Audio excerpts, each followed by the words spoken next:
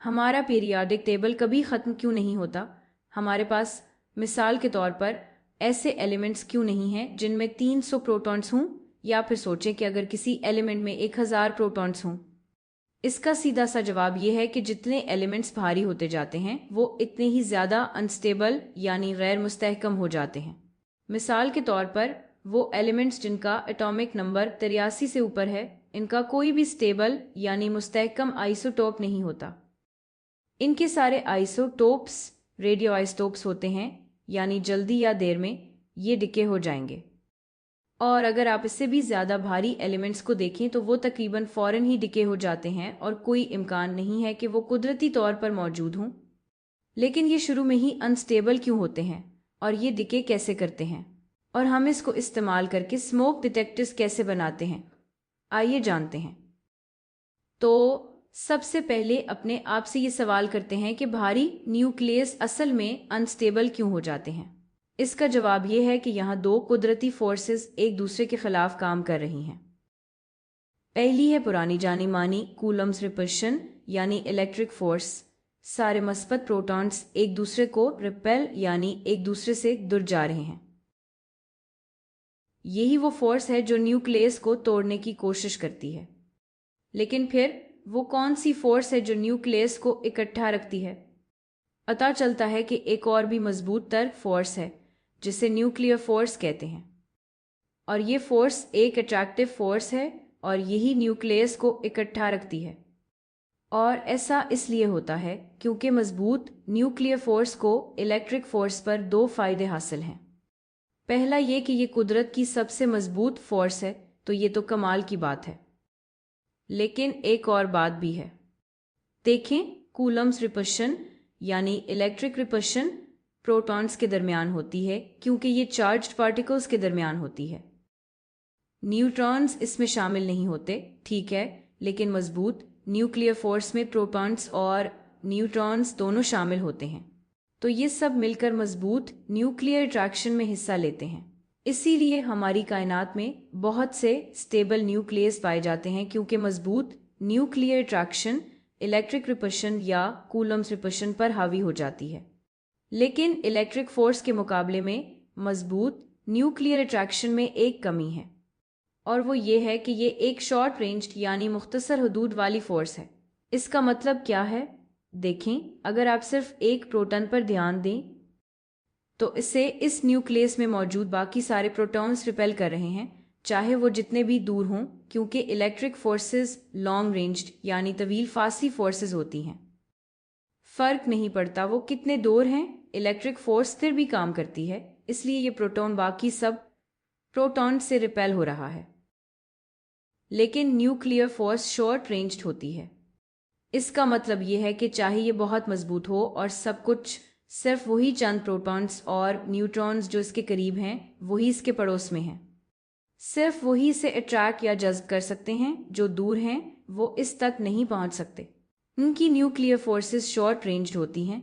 अब हल्के न्यूक्लियस के लिए ये मसला नहीं है क्योंकि वो बहुत छोटे होते हैं, तो ज़्यादातर प्रोटॉन्स और न्यूट्रॉन्स न्यूक्लियस के हदूद के अंदर ही होते हैं।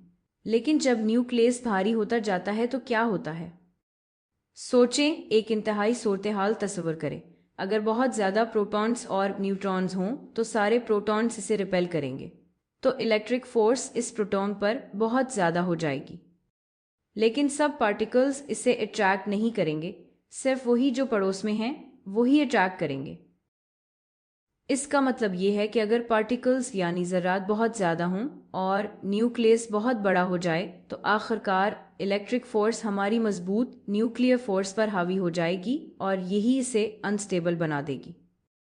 तो अब उम्मीद है आपको समझ आ रहा होगा कि कैसे या क्यों जैसे जैसे न्यूक्लियस भारी होता जाता है वो बड़ा होता जाता है, और न्यूक्लियर फोर्स की शॉर्ट रेंज फितरत की वजह से आखिरकार इलेक्ट्रिक फोर्स जीत सकती है। इसीलिए ये चीज़ें अनस्टेबल हो जाती हैं। तो अगर आप अब ऐसे एलिमेंट्स तस्वर करें जिनमें हज़ारों प्रोटॉन्स हों तो इनके ठहरने का कोई इम्कान नहीं है। इलेक्ट्रिक फोर्स इसे फ़ौरन तोड़ देगी, ये फ़ौरन टूट जाएगा।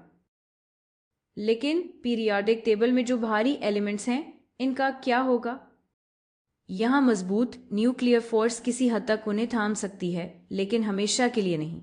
उन्होंने ज्यादा स्टेबल होने का एक तरीका ढूंढ लिया है। कैसे? वो बस एक हीलियम न्यूक्लियस बाहर निकाल देते हैं और हम इसे अल्फा डिके कहते हैं।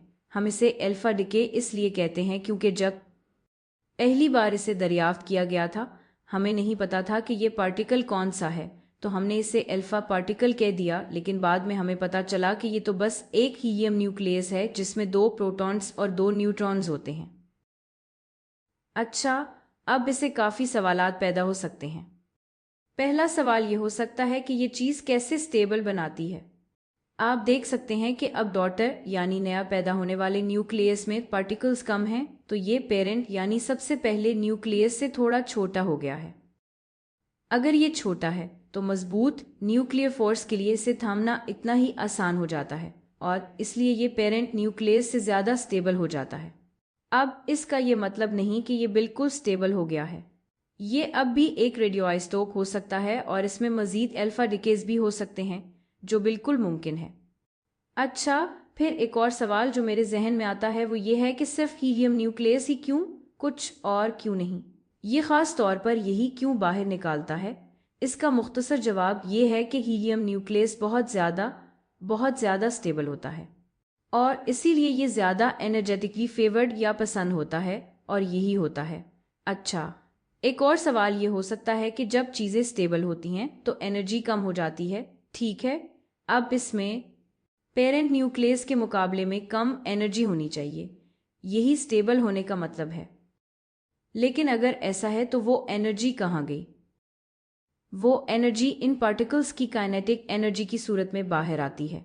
अल्फा पार्टिकल ज़्यादातर काइनेटिक एनर्जी ले जाता है, लेकिन डॉटर न्यूक्लियस में भी कुछ रिकॉइल या धचका आता है, और अब अंदाज़ा लगाएं क्या होता है। ये अल्फा पार्टिकल्स जाकर दूसरे एटम से टकराकर इन्हें हिला सकते हैं और इससे हीट या हरारत पैदा होती है। यही रेडियोएक्टिव हीटिंग का तरीका है। और एक दिलचस्प बात यह है कि हमारा मानना है कि यही वजह है जिसकी वजह से अर्थ का कोर काफ़ी गर्म रहता है। मेरा मतलब है कि और भी कुछ वजूहात हैं, लेकिन हमें लगता है कि ये सबसे बड़ी वजह है। और एक और दिलचस्प बात यह है कि हमारे सियारे पर ज़्यादातर हीलियम भी यहीं से आता है, यानी अर्थ के अंदर पाए जाने वाले एलिमेंट्स के रेडियोएक्टिव डिके से। खैर, अब हम इससे थोड़ा सा वाकिफ हो जाते हैं और कुछ मिसालें देखते हैं। एक मिसाल ये हो सकती है कि यूरेनियम 92 में अल्फा डिके होता है। हमारा सवाल ये है कि अल्फा डिके के बाद क्या होता है? क्या हम अंदाज़ा लगा सकते हैं कि डॉटर आइसोटोप कैसा होगा? तो देखते हैं। मैं इस बारे में ऐसे सोचती हूँ। मुझे पता है कि अगर ये अल्फा डिके है तो एक हीलियम न्यूक्लियस बाहर निकलता है, इसलिए मेरे डॉटर न्यूक्लियस में 2 प्रोटॉन्स कम होने चाहिए। शुरू में 92 प्रोटॉन्स थे, 2 कम हो गए। इसका मतलब है कि डॉटर न्यूक्लियस में अब 90 प्रोटॉन्स होने चाहिए। इसी तरह मेरे डॉटर न्यूक्लियस में अब कुल 4 पार्टिकल्स कम होंगे। शुरू में 238 थे, अब इसमें 4 पार्टिकल्स कम हैं। इसका मतलब है कि अब इसमें 234 पार्टिकल्स होने चाहिए। यही इसका नया मास नंबर होगा। तो मेरा नया डॉटर न्यूक्लियस कुछ इस तरह नज़र आएगा। लेकिन ये है क्या? मुझे याद नहीं कि ये कौन सा एलिमेंट है।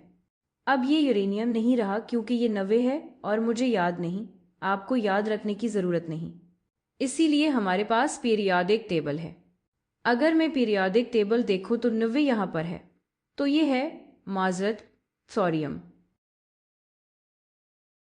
तो देखें, हमें एक बिल्कुल नया एलिमेंट मिल गया। और अगर आप पीरियाडिक टेबल देखें तो आप देख सकते हैं कि हम यूरेनियम से थोरियम पर आ गए हैं, यानी हम पीरियाडिक टेबल में 2 बाएं जानिब की तरफ आ गए हैं। ये बात समझ में आती है क्योंकि आपके 2 प्रोटॉन्स कम हो रहे हैं तो 2 एलिमेंट्स बाएं तरफ आ जाते हैं। अच्छा, अब आप एक कोशिश करें। इस मिसाल में फ़र्ज़ करें कि कोई पेरेंट न्यूक्लियस है जो अल्फा डिके से गुजरता है और आपको नेप्ट्यूनियम 93 देता है। क्या आप रोक कर अंदाज़ा लगा सकते हैं कि पेरेंट न्यूक्लियस क्या होगा, यानी इसका एटॉमिक नंबर और मास नंबर? फिर आप रोकें और कोशिश करें। अच्छा, फिर से ये अल्फा डिके है तो मुझे पता है कि एक हीलियम न्यूक्लियस बाहर निकला होगा। तो अब मैं अंदाज़ा लगा सकती हूँ कि डॉटर न्यूक्लियस में 93 है। तो बाहर निकले तो पेरेंट में लाजमी 93 जमा 2 यानी 95 प्रोटॉन्स होंगे। और इसी तरह 4 पार्टिकल्स बाहर निकले। 237 डॉटर न्यूक्लियस में है, इसका मतलब पेरेंट में लाजमी 237 जमा 4 यानी 241 कुल पार्टिकल्स होंगे। और इस तरह मेरा पेरेंट न्यूक्लियस, इसका एटॉमिक नंबर 95 होगा, जो यहाँ है। एम का मतलब है एमेरिसियम। तो यही मेरा पेरेंट न्यूक्लियस है।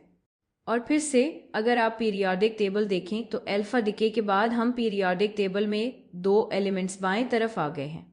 तो देखें, हमें बस को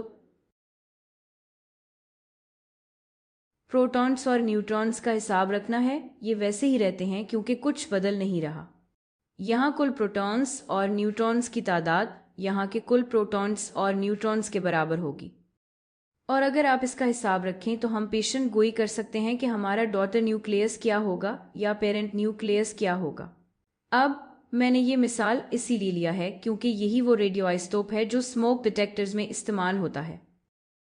लेकिन अल्फा डिके हमें स्मोक डिटेक्ट करने में कैसे मदद देता है, आइए देखते हैं। इन रेडियो एक्टिव स्मोक डिटेक्टर्स के अंदर 2 प्लेटें होती हैं जो बैटरी से जड़ी होती हैं ताकि इन पर मस्बत और मनफी चार्ज हो, और अमेरिसियम का जरिया नीचे लगा होता है। अब अमेरिसियम बहुत सारे अल्फा पार्टिकल्स खारिज करेगा, लेकिन अभी तक क्या आपने अल्फा पार्टिकल्स के बारे में कुछ देखा किया? इनमें 2 प्रोटॉन्स होते हैं लेकिन कोई इलेक्ट्रॉन्स नहीं होते क्योंकि ये न्यूक्लियस से निकले हैं, इसलिए अल्फा पार्टिकल्स पर मस्बत 2 चार्ज होता है। और चूंकि ये तेज़ रफ्तार से हरकत कर रहे हैं, ये यहाँ एटमॉस्फेरिक पार्टिकल्स यानी फ़िज़ाई ज़रात से ऑक्सीजन, नाइट्रोजन और बाकी एटम्स से बहुत सारे इलेक्ट्रॉन्स निकाल सकते हैं। और इसीलिए अब हमारे पास इलेक्ट्रॉन्स और मस्बत आयंस का एक समंदर बन जाएगा। अब जाहिर है हीलियम न्यूक्लियस आखिरकार इलेक्ट्रॉन्स को जज़्ब कर लेंगे और न्यूट्रल यानी गैर जानिबदार एटम्स बन जाएंगे। लेकिन आखिरकार ये पीछे बहुत सारे मस्बत और मनफी चार्जेस छोड़ जाते हैं। इसका नतीजा ये होता है कि अब ये सारा निज़ाम कंडक्टर बन जाता है और इसीलिए अब सर्किट में एक करंट यानी मुसलसल करंट बता रहेगा। अब ये जो अमल है जिसमें हीलियम न्यूक्लियस इलेक्ट्रॉन्स को बाहर निकाल देते हैं, इसे हम आयनाइजेशन कहते हैं। और इसीलिए हम कहते हैं कि हीलियम एक बहुत ज़्यादा आयनाइजिंग रेडिएशन है। खैर, अब होता क्या है, जब हमारे पास स्मोक आ जाए तो ये अमल ख़राब हो जाता है। अब हीलियम इन एटम्स को ज़्यादा आयनाइज नहीं कर पाता क्योंकि स्मोक के पार्टिकल्स दरमियान में आ जाते हैं। इससे करंट काफ़ी कम हो जाता है और ये बात सर्किट में सेंसर महसूस कर लेता है और अलार्म बज जाता है। इसी तरह अल्फा डिके को स्मोक डिटेक्ट करने के लिए इस्तेमाल किया जा सकता है। मुझे तो ये बात बिल्कुल हैरत में डाल देती है, लेकिन शायद आपको ये फिक्र हो रही हो कि अब हमारे घर में रेडियो एक्टिव एलिमेंट आ गया है, क्या ये ख़तरनाक नहीं है? देखें, आम तौर पर रेडियो एक्टिव एलिमेंट्स ख़तरनाक होते हैं, लेकिन अल्फा पार्टिकल्स के बारे में एक बात है, हाँ, ये बहुत ज़्यादा आयनाइजिंग होते हैं, लेकिन ये ज़्यादा दूर तक नहीं जाते। उन्हें आसानी से रोका जा सकता है, जैसे सिर्फ एक कागज़ के टुकड़े से, क्योंकि ये काफ़ी भारी होते हैं। और इसीलिए अगरचे इनकी आयनाइजेशन पावर बहुत ज़्यादा है, उनकी पेनिट्रेशन पावर बहुत कम होती है। इसीलिए आपके स्मोक डिटेक्टर के केसिंग से कोई अल्फा पार्टिकल बाहर नहीं निकलेगा, तो आपको किसी चीज़ की फ़िक्र करने की ज़रूरत नहीं है। लेकिन अगर आपने अब स्मोक डिटेक्टर को खोलकर अमेरिसियम को करीब से देखने का फैसला किया, तो अब ये ख़तरनाक हो सकता है क्योंकि यहाँ कहीं नेपट्यूनियम 237 भी मौजूद हो सकता है जो इधर उधर तैर रहा हो सकता है आप इसे नगल लें। नेपट्यूनियम भी रेडियो एक्टिव है और इस तरह अब आपके जिस्म के अंदर रेडियो एक्टिव एलिमेंट्स आ जाएंगे जो ख़तरनाक हो सकते हैं, इसलिए ऐसा मत करें।